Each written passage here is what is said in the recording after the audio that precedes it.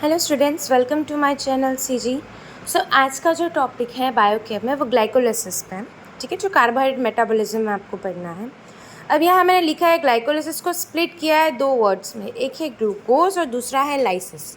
Glucose में क्या है यानी sugar, lysis means break down और also you can say dissolution. ठीक है, शुगर का डिसोल्यूशन हो रहा है, शुगर का ब्रेक डाउन हो रहा है। तो ये जो पूरा पाथवे है ग्लाइकोलिसिस का वो किसने एल्यूसिडेट किया है? एम्डेन मेयरहॉफ ने 1940 में, इसलिए उसका जो नाम है वो ईएमपी पाथवे पड़ा। इसका डेफिनेशन क्या है कि इसके अंदर जो रिएक्शंस के सीक्वेंस हैं, ठीक है, सीक्वेंस ऑफ रिएक्शन जो किसको कन्वर्ट करेगा? ग्लूकोज को या तो वो पायरुवेट में कन्वर्ट करेगा या तो फिर लैक्टेट में। पायरुवेट में कब होगा? जब वो प्रेजेंट होगा, और एब्सेंस होगा तो लैक्टेट में। ठीक है, with the production of ATP. अब उसका सैलिएंट फीचर्स क्या है? ग्लाइकोलिसिस जो है वो हर एक सेल्स में देखने को मिलेगा, ब्रेन के लिए एसेंशियल है, मेजर पाथवे है एटीपी के सिंथेसिस के लिए जो टिश्यूज़ में देखने को मिलता है। और ये किस में अकर होगा? अगर एब्सेंट है तो लैक्टेट में होगा, प्रेजेंट्स में पायरुवेट के फॉर्म में होगा।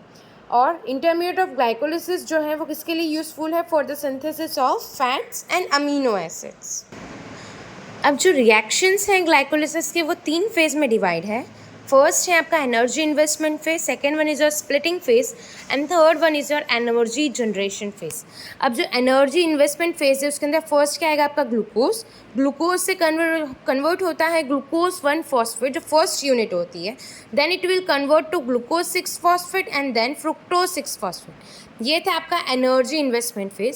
सेकेंड है आपका स्प्लिटिंग फेज, इसके बाद फ्रुक्टोज 6 फॉस्फेट के बाद जो आता है दैट इज़ फ्रुक्टोज 1,6 बायफॉस्फेट में कन्वर्ट होगा। फिर ये जो है वो दो पार्ट में हो गया, तो ग्लिसरॉल्डिहाइड 3 फॉस्फेट एंड डीएचएपी यानी आपका डाईहाइड्रोक्सी एसीटोन फॉस्फेट। ठीक है, उसके बाद आता है आपका एनर्जी जनरेशन फेज। उसके अंदर ग्लिसरॉल्डिहाइड 3 फॉस्फेट का कन्वर्जन 1,3 बाईफॉस्फोग्लिसरेट में होगा, and then it will convert to 3 phosphoglycerate, then 2 phosphoglycerate and then phosphoenol pyruvate। उसमें पायरुवेट में कन्वर्ट होगा, और पायरुवेट में भी दो फॉर्म में होगा, या तो आल्डो या तो कीटो। सब साइकिल देखते हैं। ठीक है, यहाँ ग्लूकोज का स्ट्रक्चर है, 6 कार्बन है। ठीक है, ग्लूकोज, अब ग्लूकोज का कन्वर्जन ग्लूकोज 6 फॉस्फेट में हो रहा है with the help of enzyme hexokinase और ग्लूकोकाइनेस। ठीक है, इसमें एटीपी का प्रोडक्शन हो रहा है। ठीक है, एटीपी यूटिलाइज हो रहा है। अब सेकेंड ग्लूकोज 6 फॉस्फेट यानी कार्बन 6 पोजीशन पे जो H है उसकी जगह पे आपका P आ जाएगा। Okay, that is your glucose 6 phosphate. फिर आपका ग्लूकोज 6 फॉस्फेट जो है वो कन्वर्ट होता है फ्रुक्टोज 6 फॉस्फेट में with the help of enzyme phosphohexose isomerase. इसमें भी एटीपी जो है आपका वो यूटिलाइज हो रहा है। ठीक है, अब आता है फ्रुक्टोज 6 फॉस्फेट। फ्रुक्टोज 6 फॉस्फेट का कन्वर्जन जो होगा वो होगा फ्रुक्टोज 1,6 बाईफॉस्फेट में with the help of enzyme phosphofructokinase. इसमें भी एटीपी यूटिलाइज हो रहा है। ठीक है, अब फ्रुक्टोज 1,6 बाईफॉस्फेट जो है उसका दो पार्ट में हो रहा है। अल्डोलेस एंजाइम की मदद से, या वो किस में हो रहा है? डीएचएपी में हो रहा है, और ग्लिसरॉल्डिहाइड 3 फॉस्फेट में हो रहा है। डीएचएपी यानी आपका डाईहाइड्रोक्सी एसीटोन फॉस्फेट। ठीक है, दोनों में क्या आइसोमरेस एंजाइम यूज हो रहा है और फॉस्फोट्राइज हो रहा है। ठीक है, डीएचएपी का ऐसा है कि वो कन्वर्ट हो जाएगा ग्लिसरॉल 3 फॉस्फेट में, तो NADH यूटिलाइज होगा। ठीक है, और आपका जो ग्लिसरॉल्डिहाइड 3 फॉस्फेट है उसका कन्वर्जन किस में होगा? 1,3 बाईफॉस्फोग्लिसरेट में होगा with the help of enzyme glyceraldehyde 3 phosphate dehydrogenase. यानी आपको इसमें से हाइड्रोजन को रिमूव करना है। ठीक है, यहाँ पर जो हाइड्रोजन था वो रिमूव हो जाएगा। ठीक है, यहाँ पर आपका ग्रुप दिख गया और वहाँ पे फर्स्ट पोजीशन पे P आ जाएगा। ठीक है, NADH यूज हो रहा है यहाँ पर भी। अब 1,3 बाईफॉस्फोग्लिसरेट किस में कन्वर्ट होगा? 1,3 बाईफॉस्फोग्लिसरेट को 3 फॉस्फोग्लिसरेट में कन्वर्ट करने के लिए हम फॉस्फोग्लिसरेट काइनेस, पीछे का ही एंजाइम जो वर्ड है वही यूज़ करना है। फॉस्फोग्लिसरेट काइनेज यूज़ होगा जिसमें आप एटीपी का प्रोडक्शन होगा। ठीक है, एटीपी यूटिलाइज होगा। जैसा मैंने कहा, ठीक है, 3 फॉस्फोग्लिसरेट में कन्वर्ट हुआ। अब ये जो 3 फॉस्फोग्लिसरेट है वो फॉस्फोग्लिसरेट म्यूटेस की वजह से 2 फॉस्फोग्लिसरेट में कन्वर्ट हो जाएगा। ठीक है, यानी सेकेंड पोजिशन पर आपका फॉस्फेट ग्रुप आ जाएगा यहाँ पे।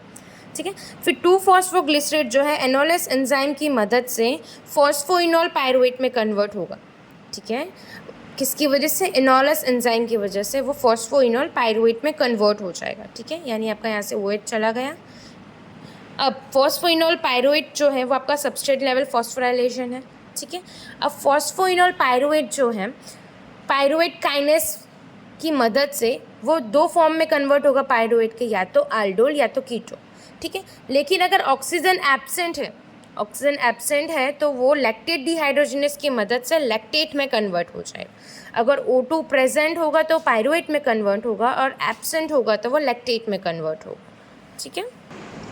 सो ग्लाइकोलिसिस की जो एनर्जेटिक्स है, जिसमें यहाँ मैंने लिखा है कि DHAP जो है जैसे कि वो इंटर कन्वर्ट हो रहा है ग्लिसरॉल्डिहाइड 3-फॉस्फेट में, तो जो दो मॉलिक्यूल्स थे ग्लिसरॉल्डिहाइड 3-फॉस्फेट के वो सेम प्रोसेस के लिए जाएंगे, ठीक है। जो रनिंग साइकिल है ग्लाइकोलिसिस की, उसके अंदर कितने ATP यूज हुए? 2 ATP और 1 NADH। अब जैसे हमें पता है कि 1 NADH जो होता है वो 3 ATP होता है, इक्वल्स टू 3 ATP, और बराबर। अब यहाँ पर 2 बार हो रहा है, यानी 2 × 2 एंड दिस 2, यानी एक डबल हो रहा है, तो 4 ATP प्लस 2 NADH, 1 NADH का equals to 3 ATP and 2 NADH होगा तो 6 ATP। अब टोटल ATP जो है पूरे पाथवे में टोटल 4 ATP हो रहे हैं, और 2 NADPH के हिसाब से देखें तो 6 ATP हो रहे हैं, यानी टोटल 10 ATP हुए। अब जैसे कि हमें पता है कि एनर्जी इन्वेस्टमेंट फेज के अंदर 2 ATP लॉस हो गए, यानी 10 ATP minus 2 ATP equals to your 8 ATP glycolysis के साइकिल में। और जो बाकी के लास्ट के जो 2 मॉलिक्यूल्स है पायरुवेट के वो जनरेट हो रहे, जो किसके लिए जाएंगी? क्रेब्स साइकिल के लिए जाएंगे। सो अब हमने जो एंजाइम यूज़ किए हैं, जैसे ग्लूकोज का जो था, ग्लूकोज का कन्वर्जन यहाँ पर ग्लूकोज 6-फॉस्फेट में हो रहा था, ठीक है, हेक्सोकाइनेज यूज हो रहा था। तब इसके अंदर 2 चीज़ें, एक्टिवेटर भी और इनहिबिटर भी। तो एक्टिवेटर जो है हेक्सोकाइनेज में वो AMP है आपका, एडिनोसिन मोनोफॉस्फेट, ठीक है, और इनहिबिटर आपका ग्लूकोज 6-फॉस्फेट होगा जिसके अंदर ATP का लेवल बढ़ेगा। सेकेंड एंजाइम आता है आपका फॉस्फोफ्रुक्टोकाइनेज, ठीक है, जिसमें फ्रुक्टोज 6-फॉस्फेट से फ्रुक्टोज 1,6-बाइफॉस्फेट बन रहा था। उसके अंदर भी 2 है, एक्टिवेटर और इनहिबिटर। तो इसके अंदर जो एक्टिवेटर होगा वो ADP होगा और AMP होगा, और फ्रुक्टोज 1,6-बाइफॉस्फेट होगा, और इनहिबिटर देखने को आएगा तो ATP, सिट्रेट और H+। थर्ड है आपका पायरुवेट काइनेस, ठीक है, जिसकी वजह से फॉस्फोइनोल पायरुवेट बन रहा था।